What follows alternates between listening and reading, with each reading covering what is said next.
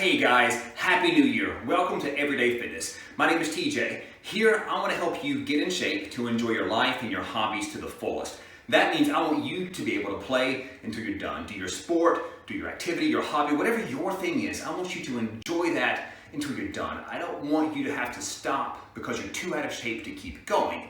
This week, I'm going to show us one easy way that we can lose 1 pound per week. I'll show us some exercises here on the mat that you can do without having to leave your house. These are easy to follow exercises, things you can do at home to help you reach your fitness goals you've probably made for this year.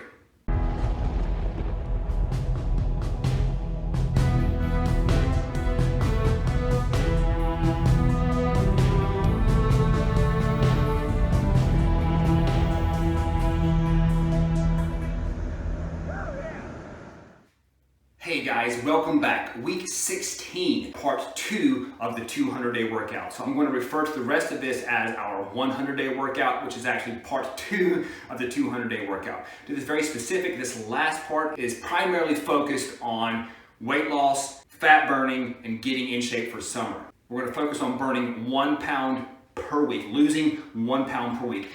Does that sound good? Do you want to lose a pound per week? 15 pounds total over the next 100 days. What do you think you look like with 15 pounds less? How do you think you would feel if you had 15 pounds less? Could you do that whole pull-up if you took 15 pounds off of you? Maybe. This week I'm going to show us one new exercise we're going to incorporate into the program. This is the exercise I write for you already Monday through Sunday. I'm going to scroll that exercise across the screen here in just a moment. Again, these are easy to follow steps. It's nothing that you need a gym to complete, and I've already got your plan Monday through Sunday written out. But before I show you those, I always remind you, before you start any diet, nutrition, or exercise program, always consult with your healthcare provider first. Okie dokie, get your phones ready to screenshot the plan now. Monday coming across the screen. You'll notice this is also different than it has been the previous weeks. We're doing way less exercise types and doing way more high reps. We're going to be doing multiple body part exercises. Super ups are the new exercise I'm going to be adding to this plan. It's basically going to be cardio, super ups, sit-ups, pull-ups, and push-ups. That's pretty much all I'm doing for the plan this week. If we want to burn calories, we need to move more of our bodies. Can we burn 1,000 calories by just moving our hand? Sure, of course you can. It's going to take you days, weeks.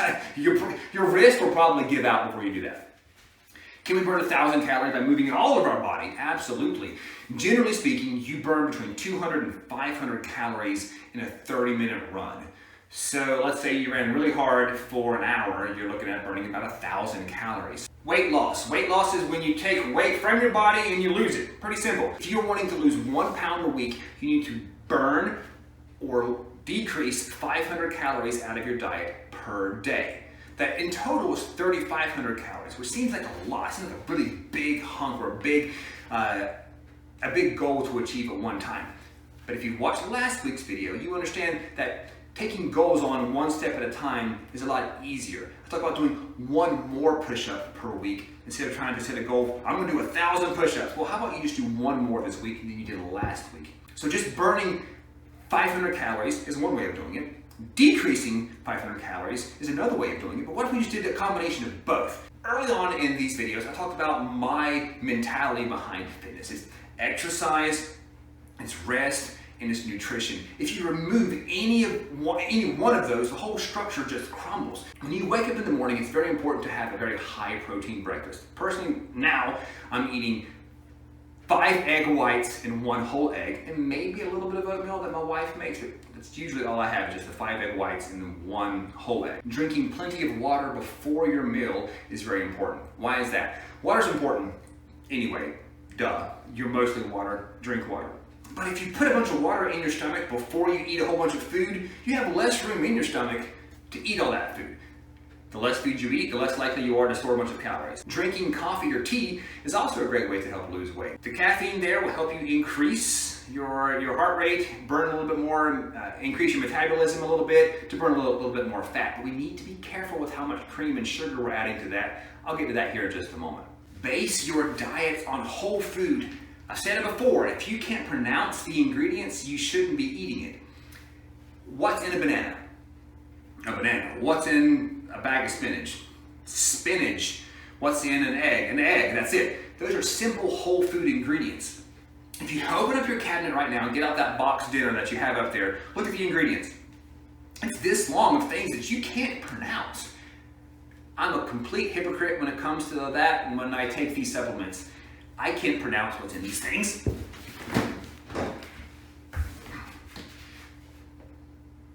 Okay, well, this is not that bad. Actually, I can pronounce some of these. But for the most part, these ingredients are really, really complicated to pronounce. So, eating simple, eating clean is very, very important. Eating slowly, taking your time, making sure that you're chewing your food properly is very, very important. It helps your body digest and absorb the nutrients that you need to be getting out of those foods anyway. Eating slowly. Sleep. Sleep is monumental to your overall health, mental and physical. If you sleep like garbage, you get a poor duration of sleep, you're less likely to work out. Why? You're less motivated. You don't have the energy. You feel too tired to go to the gym, so you may not work out. You eat more when you sleep less. I know I do for sure. It's like I need that extra calorie intake to make up for the lack of sleep that I had the night beforehand. You eat more, you're more likely to store those calories. People who get less sleep are actually more likely to be obese. That's science, people. So if we need to cut out 500 calories per day, that may seem like a lot, but let's talk about it. Frosted Flakes. Oh my gosh, I love Frosted Flakes. They're absolutely delicious. A bowl of Frosted Flakes has approximately 140 calories. Next thing, a can of soda. Why do we drink soda? Well, I mean, sure, it tastes good, but what does your body really need from soda? Like, why are we going to, what is that doing for our bodies? It's usually nothing good. An average can of soda has 150 calories. Salads are good. Sure, salads are great. You need the green stuff in your body. But a serving of ranch dressing has about 145 calories. Sugar, a tablespoon of sugar. Well, most of us don't just tablespoon sugar, but we have coffee. I know I won't sugar in my coffee. 1 tablespoon has 45 calories. 240 calories in a caramel macchiato. French fries are delicious. A medium French fry has about 365 calories. Goodness gracious, that's almost 500 calories right there. Small fry has 222. You total all that up, you're over 1,000 calories. Unnecessary calories. So it's easy to see now how you can cut out 500 calories of those. You have to keep your activity up the way it is right now. If you just decrease that 500 calories, you'll burn about 1 pound a week. Now, what if you exercise too? Well, what if you cut 500 calories and you exercise? We're talking about some serious weight loss now. One great exercise to do that is the super ups. I call it super up because it's a combination of a sit up, a push up, and a get up, which the get ups I showed you, I think, in the first video. So, I'm gonna sit up, we're gonna sit all the way up, I'm gonna plant my hands, I'm gonna bring my feet through my hands, and I'm gonna go and do a push up. When I go up, I'm bringing my legs to me, and I'm gonna jump up. I'm not gonna jump up here because I'll hit the ceiling fan, but you'll do a jump. So, sort of looks like this. But with a real jump instead. If you can't sit up the way that I sit up, if you have to get up on one side or the other, just be symmetric, okay? For example, if you can't bring your legs back through your body like I do, if you have to go to the left side this time, well then just go to the right side next time. Because I want your workouts to be symmetric. And I want you to focus on full range of motion. I want your push-ups to be as straight as possible. I want you to go down as far as possible, and I want you to go up. Don't half it. So, a push-up should be something similar to this. I've told you before I like to go all the way to the ground because the ground, when I hit the ground, it resets my spine, make sure that I am in a straight line. Obviously, if your body is shaped different to me, that may not be the best bet. Second option, I literally have a mirror right here. I can see whether my booty's up in the air, whether my back is arched. I can see how straight I am. If I start sagging or start doing this, I know that I need to make corrections. If you joined us in the first half, you understand what I mean by percentages. But let me explain, because you can start this program from right here, right now, today. I talk about percentages. I want to know how many push-ups can you do in 60 seconds. And then the workout's based off of that. So let's say you do 10 push-ups in 60 seconds. If I say do 80% of your push-ups, that means you're doing 8 push-ups. Same thing for sit-ups and pull-ups. I talk about what to do if you can't do a pull-up. I say that this is probably your best bet, these resistance bands. Remember, I talked about how they're resistance if you're using them this way, or they're assistance if they're helping you do an exercise. For example, you just wrap this over your pull-up bar, stick your knee through it, and it helps pull you up to help complete that exercise. So if you're just joining us, you don't necessarily have to go back and watch week 1 and 2, although I wish you would, hope you do. But you can start here right now. Just understand when I say percentages, that's what I mean. You're gonna have to test yourself on how many of these exercises you can do in 60 seconds so that you can get your percentages.